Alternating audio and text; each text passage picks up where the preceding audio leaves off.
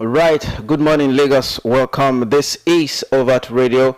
We are broadcasting to you live from the city of Lagos. Lagos is a center of excellence. My name is Ken.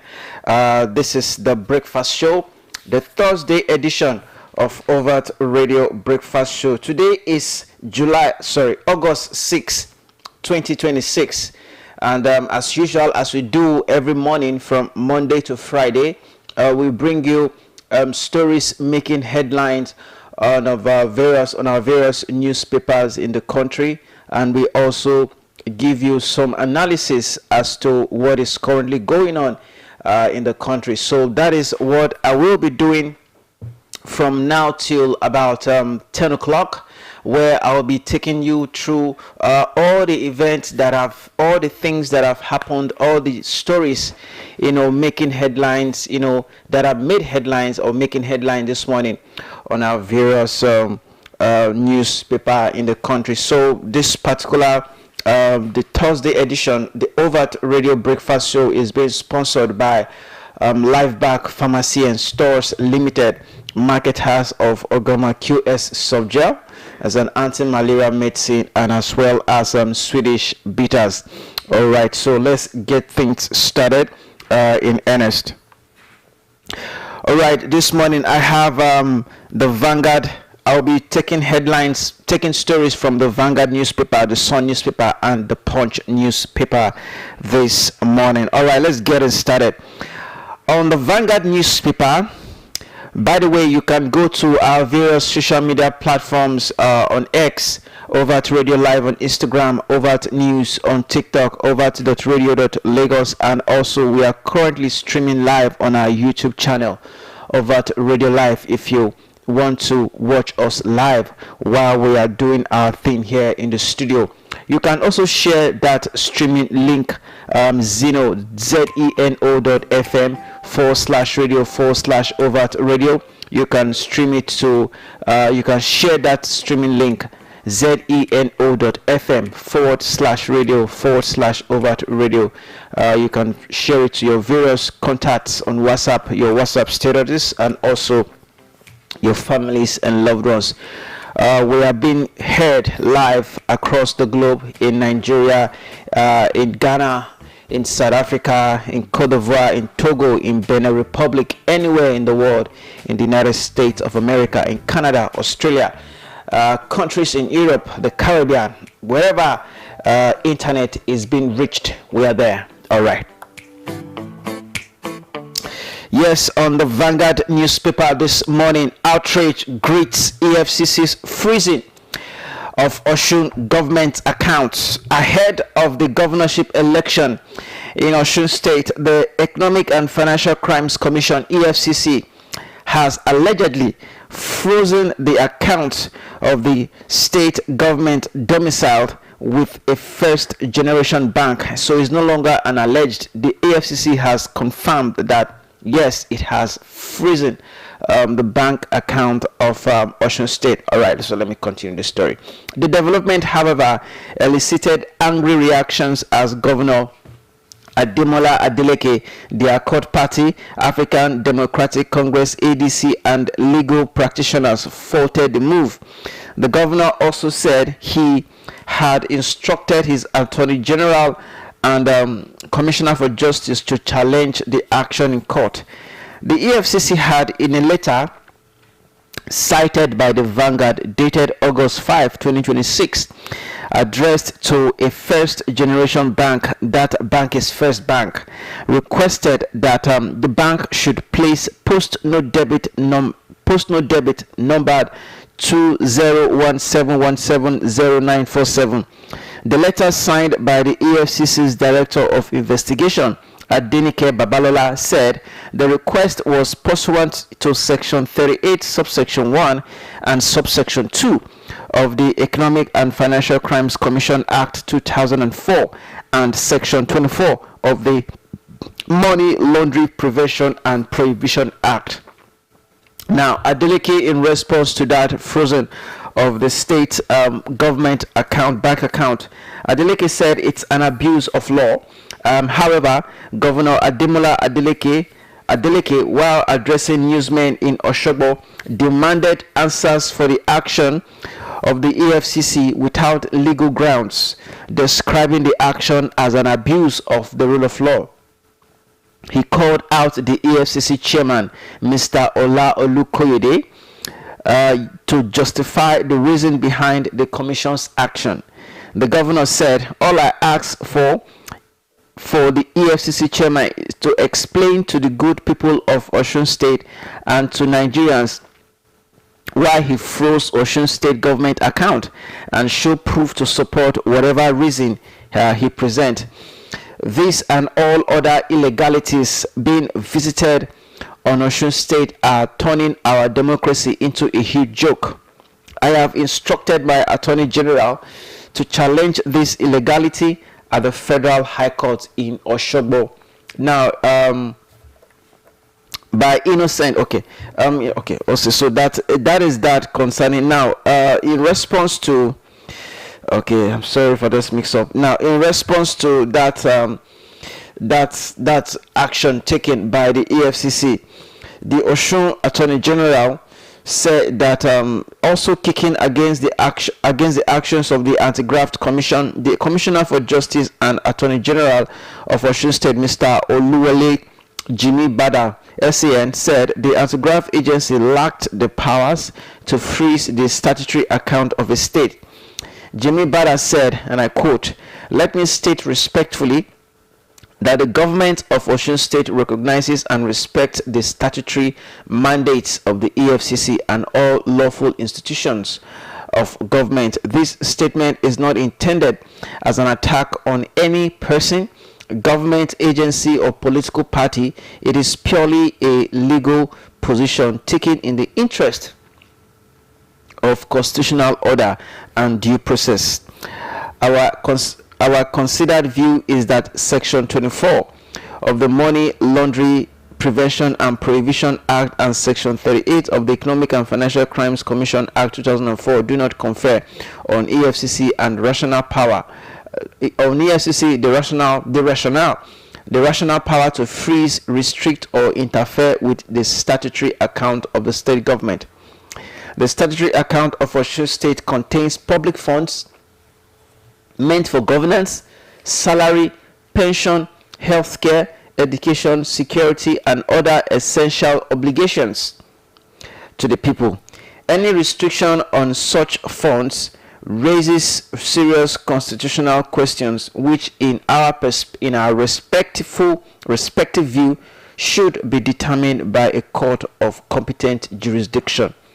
For avoidance of doubt, Osun State is not opposed to any lawful investigation. We remain committed to transparency, accountability, and cooperation with all lawful agencies. However, all investigative powers will be exercised within the limits of the Constitution and applicable law. Now, the EFCC, in response to that move, to that action, says that it explained why it froze the state account yesterday. EFCC said it was compelled to freeze the account after it noticed huge transfers of funds into different corporate entities while its investigations were ongoing. EFCC's head media and publicity, Mr. Dele Oyewale, in a statement justifying the action last night, said the commission is compelled to publicly address issues pertaining to the preventive moves in freezing the bank accounts of the Osun State government without prejudice to the imminent governorship election in the state. Now, the statement by Oyewale said the commission has been busy investigating the Osun State government since March 2026 regarding alleged fraudulent handling of ecological funds, intervention funds, and Federal Account Allocation Committee FAAC accounts to the tune of 11 billion naira. To this end, some officials of the state government, especially the Accountant General of the state, have had interview sessions with investigators of the EFCC. These ongoing investigations of the state government would not have warranted any placement of post-no debit order on the account, but for the precipitate and unwarranted movements of funds from the accounts to different suspicious accounts since August 2, 2025. The Commission noticed huge transfers of funds into different corporate entities and had to swiftly halt the trend by freezing the accounts from which such heavy funds are being moved. EFCC's preventive mandate is a public inclined framework of safeguarding public funds, assets, and resources. The Commission cannot watch idly while a state government account is being pillaged. All right, I took out time to read the whole details of that particular story so that you have a better understanding of what happened yesterday and what is going on in Osun State, and also the EFCC, interfering in the affairs of Osun State. Now, this is my take on this, because later on by 9:15 I'll be doing an analysis concerning this particular concerning this development. But this is my take on this. Fantastic. The EFCC has investigated. According to them, this investigation is still ongoing, but my take on this is that why must it be that it is when election is coming that the EFCC will act on freezing the Osun State bank accounts? So according to a video I saw, I think the person is an official of Osun State government. Now that particular account pays workers' salary, and workers' salary that receive alert from that account are over 900 workers in Osun State. So freezing that account, you have made things difficult for the state government if they were to pay salary, because I don't know when the state government pays worker salary. Maybe at the beginning of the month, at the end of the month, at the middle of the month, I don't know. But instead of totally freezing that account, why not transfer that funds to an independent account, to maybe an account domiciled with the central bank? Then the central bank, then when it is time for workers' salary to be paid, then money should be disbursed to the Osun State civil servant. Because if you are freezing that account, what about workers' salary? Won't workers receive salary? What is the business between the civil servant in Osun State, whether whether you are investigating them for fraudulent practices or what? The workers, is not their business. At the end of the month, the workers are waiting to receive their salary. So whatever move that the EFCC will take, whatever action that the EFCC will take, it should not distort, it should not disturb the monies, the salaries that will be paid to workers. That is all I'm saying. Okay, fantastic. An investigation is ongoing. This and this were the things that were discovered, but that should not disturb payment of workers' salary in Osun State. Whether the state government is using that money for other means, that is not the business of Osun State workers, because the workers, they must be considered. The welfare of Osun State workers must be considered.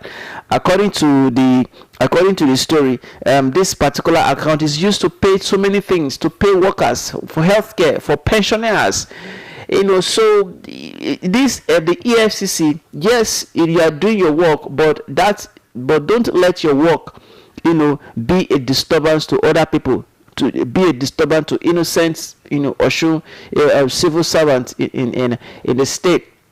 All right, so that is what I have to say to this. But the legality is, does the EFCC have the right to freeze a state government account without seeking obtaining a court order? That is what I will be talking about later on by 9:15, so that our listeners can have a better understanding of what is currently going on in Osun State. All right, so that is that for that story. Let's move to the next story, making headlines this morning. Still on the Sun newspaper, Tinubu hails rescue of 38 abductees in Kwara and Niger. After harrowing months of captivity, President Bola Tinubu yesterday welcomed the rescue of 308 abducted Nigerians in coordinated security operations across Niger and Kwara states, describing the mission as evidence of the growing effectiveness of intelligence-led operations and interagency collaboration. The president also directed security agencies to strengthen early warning mechanism, deepen community intelligence gathering, and enhance rapid response capabilities to prevent future abductions across the country. The rescued victims comprise 163 persons abducted from Woro community in Kayama local government area of Kwara State, and another 145 kidnapped in Niger State. According to a statement issued by the Special Information and Strategy Bayo Onanuga, the victims were rescued from the Kainji Lake National Park forest in New Busa local government area of Niger State during what it described as the largest same-day rescue operation ever conducted by a joint security team. The operation was coordinated by the National Counter-Terrorism Center (NCTC) and personnel drawn from the Armed Forces of Nigeria, the Department of State Services (DSS), and the Nigerian Police Force. Commending the security agencies for the successful operation, Tinubu praised their courage, professionalism, and seamless collaboration. The president said, and I quote, "The successful execution of this intelligence-led operation demonstrates the growth, efficiency, and collaboration among our security services. I commend our gallant men and women in uniform for their bravery and unwavering commitment to safeguarding Nigerian lives." That is coming from the president. Well, kudos to the armed forces, kudos to the respective security agencies for ensuring that those people that were abducted. Remember, also, it is pertinent to note that those people. Now, the group of victims that were rescued from Kwara State, those people, they have been abducted. They were kidnapped since February. They were kidnapped since February, 2026. So they've been in captivity for about 6 months. They've been in captivity, for about 6 months. So it is a good thing that they have been 308 abductees in Kwara and Niger, regained their freedom. But what we should be talking about now is that the various security agencies, because you should have known by now that these people, their hideout are in forest. Their hideouts are in forest, so there should be more aerial surveillance, in most of our national parks in the country. The one that happened in Oyo State, they were also taken to the forest, the national park in Oyo State. So we urge the security agencies. Yes, it is a good thing to rescue. We should not be perfect in rescuing victims. We should be perfect in preventing victims from being abducted. Be proactive, not reactive.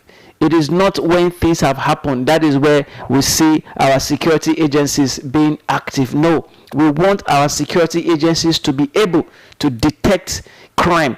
We want our security agencies to be able to prevent abduction. We want our security agencies to be able to prevent kidnapping. We want our security agencies to be able to prevent, suicide bombing. We want our security agencies to be able to prevent, criminal activities in the country before they happened.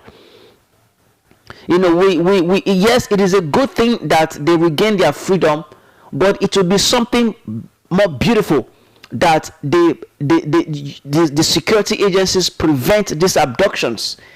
And how can that be done? By ensuring that schools, communities are well securitized, are well safeguarded. So we need more armed personnel in the country. We need people. We need capable security personnel in the country that will be able to ensure that this kind of abductions, this kidnappings, these killings, the invasion of armed bandits in communities, these things are prevented. It is not when lives are lost. It is not when lives are lost we will be hearing that some people were arrested. Development has gone beyond that. Development has gone beyond arresting people, after they've carried out the crime. Development security has gone beyond, going to the forest and rescuing kidnapped victims before they were, the height of technology now is that you will be able to detect if a crime will happen in this particular area or in that area. So we need intelligence gathering. The relevant security agencies, the DSS, the Armed Forces, the Air Force, the Nigerian Navy, the Nigerian Police Force, and other relevant security agencies, these people, these arms, these agencies that I've mentioned, they need to engage themselves in intelligence gathering. And once you are able to gather intelligence, you will be able to prevent any kind of crime that will occur in any part of the country. Okay, we should not be perfect in rescuing kidnapped victims. That shouldn't be. This is not news. This is not story. This is not good at all. But what is good is that we should be able to prevent crimes from taking place. We should be able to prevent bank robbery from taking place. We should be able to prevent people, armed bandits, invading travelers along the road before they actually invade. Before the road travelers are invaded. Are invaded.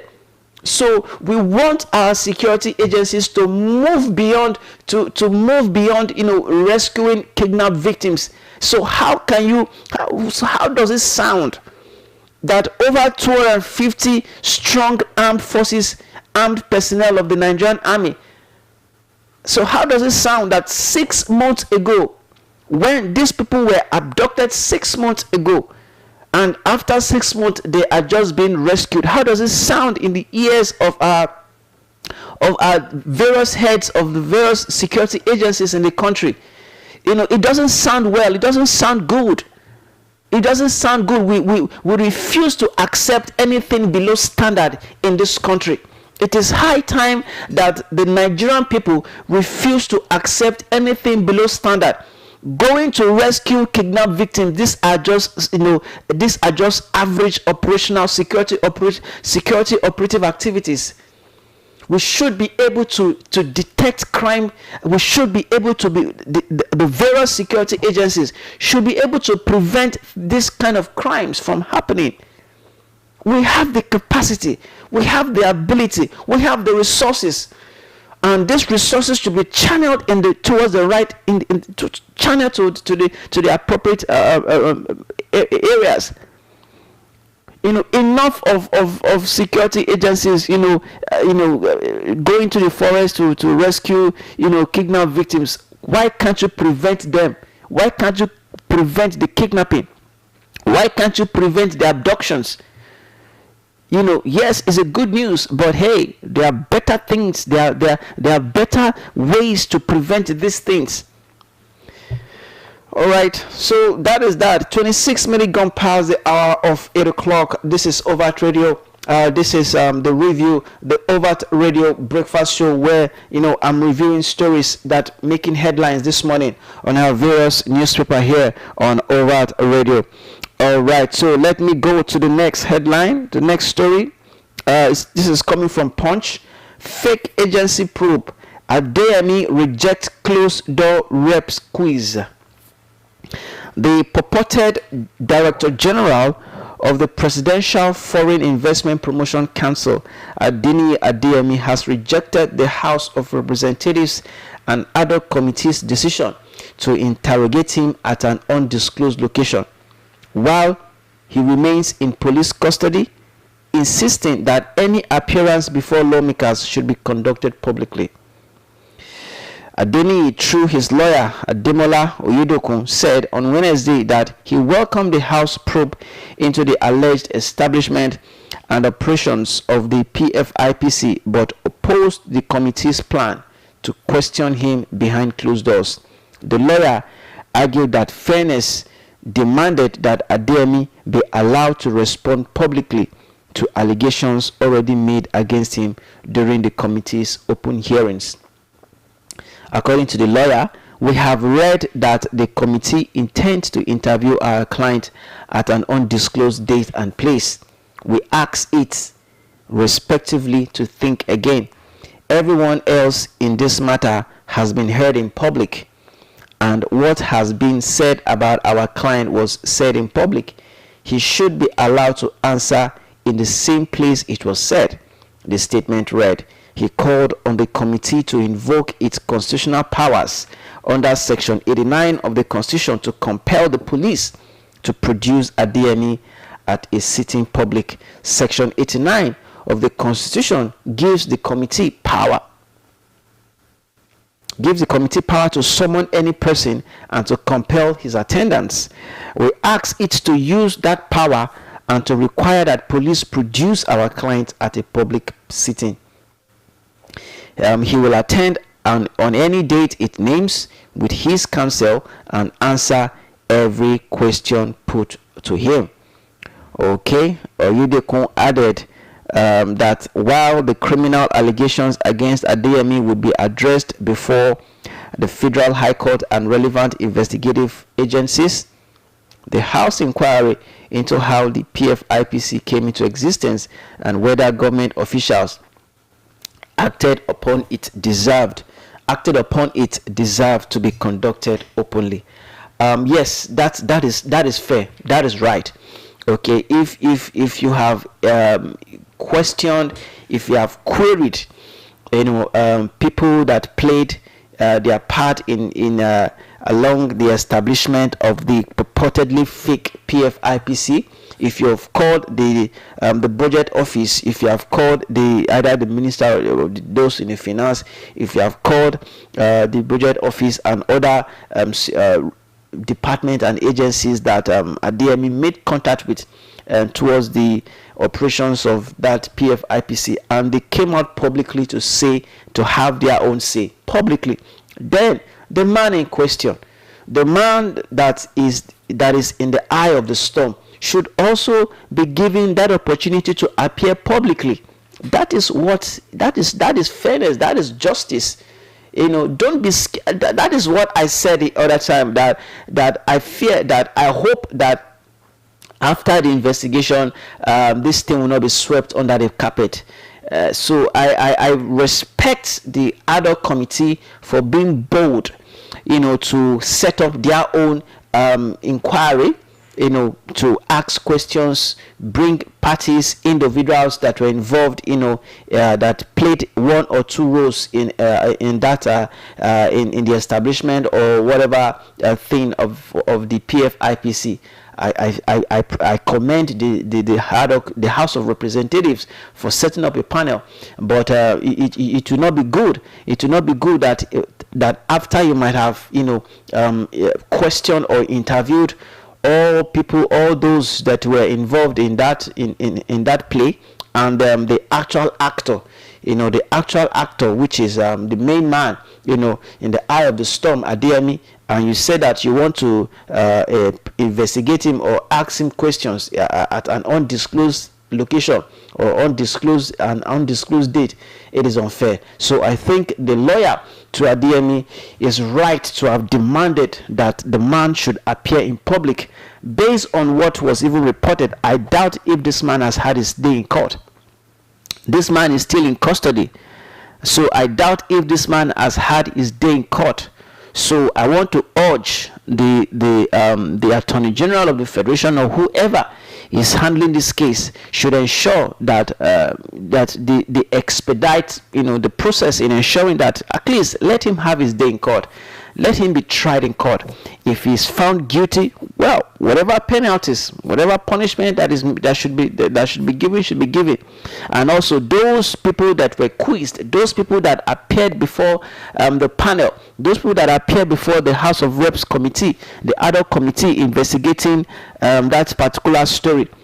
if at the end of the day, they were found culpable, to have aided, the establishment of the PFIPC, they should also be served their own punishment. Because if an individual, acted in one way or the other, because according to the federal government, the PFIPC is a non-existing agency. Okay, it was never endorsed by the presidency. It was never endorsed by the federal government, which is a crime already. And those people that played one or two roles in that should also be, whether they are government officials or non-government officials, they should also, heads should be able to rule. Heads must rule, in some among the various ministries and departments of agencies that Adeyemi met. So yes, it is in order for the lawyer to have requested that his client should also too appear in public. If other people are appearing in public, then our client should also appear in public, so that there can be a level playing ground. So the Senate, the House of Reps should not hide anything. The panel investigating this matter should not hide anything. Everything should be made plain to the public. That is where truth comes in.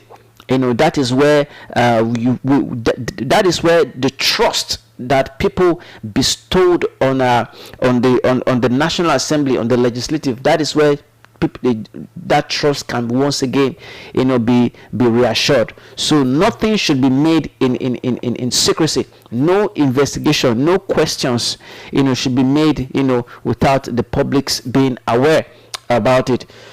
All right, that is that for that particular story. So let me move to the next story.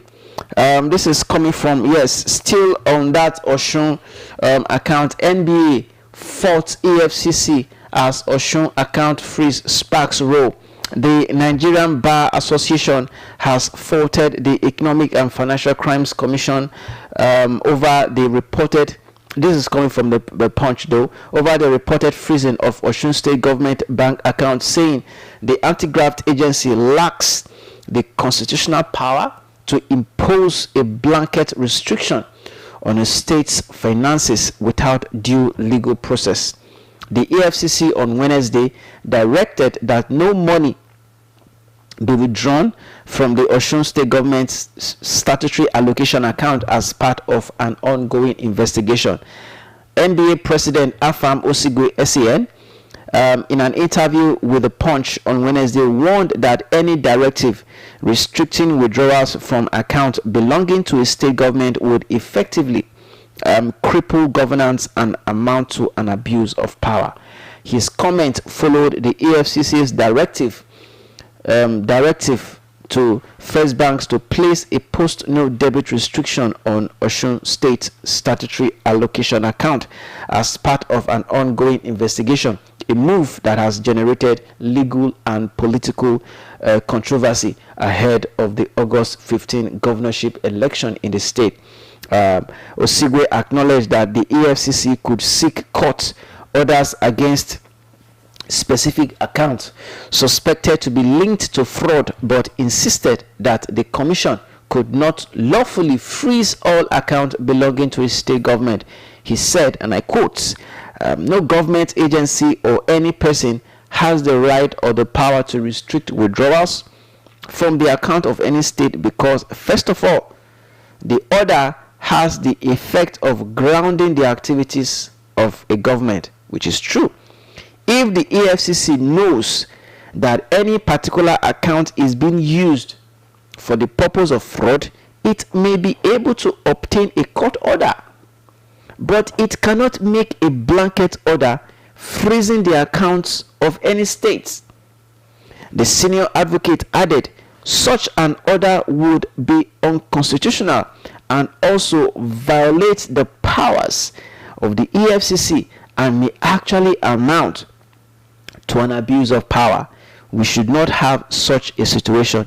He maintained that any decision to freeze the account of an individual or government institution must be supported by sufficient legal grounds on sufficient legal ground and a valid court order. According to him, if there is a need to freeze the account of a person or government, there is a need to provide a proper basis for it and get a proper order. Although he said he was unaware whether the EFCC had indeed issued such a directive, Osigwe advised banks not to comply with any instructions seeking to halt transactions across all state government accounts. He said, and I quote, he stated, "I don't think it would be proper if indeed the EFCC made such an order. I'm not aware of it, but if they made such an order, I would advise that no bank should obey such an order."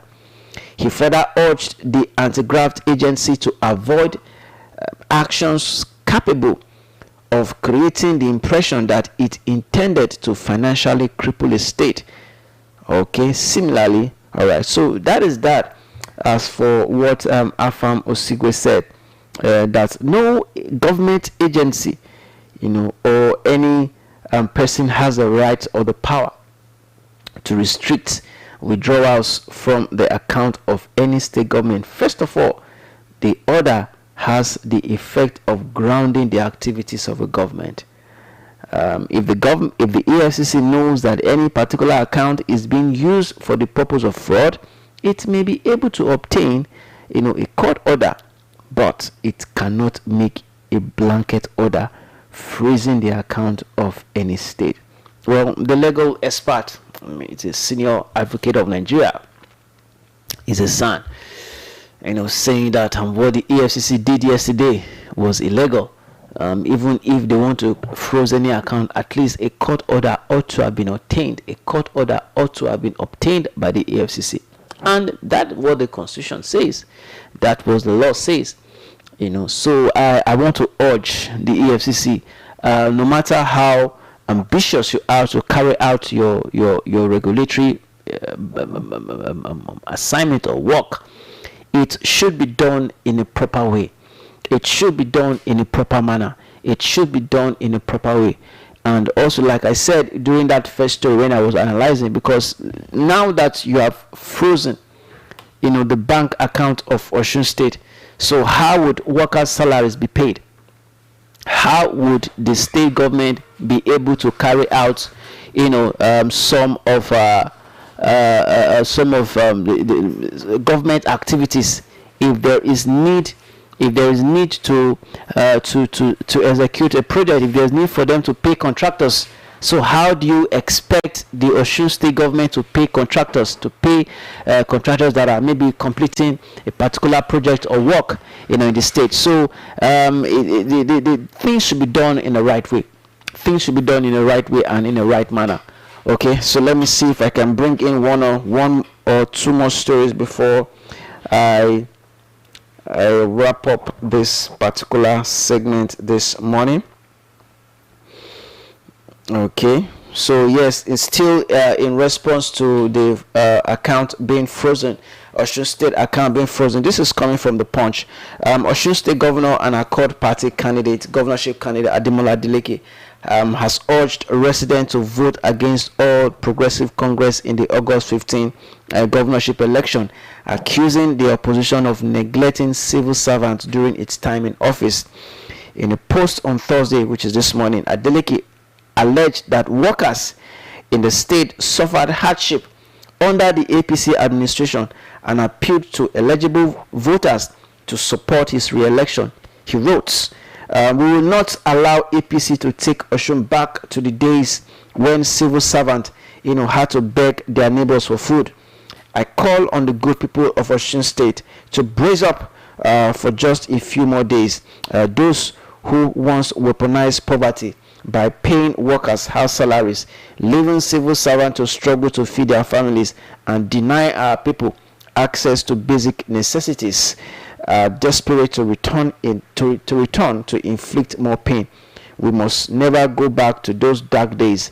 On August 15, I urge every eligible voter to send a clear and resounding message that Osun has chosen the path of progress, compassion, and good governance. Well, that is coming from Adeleke, calling on the people of Osun State to ensure that that they should ensure that they do not allow APC return to power in the days when Gboyega Oyetola was paying Osun workers half salary. That particular period was a messy period for the APC as at that time.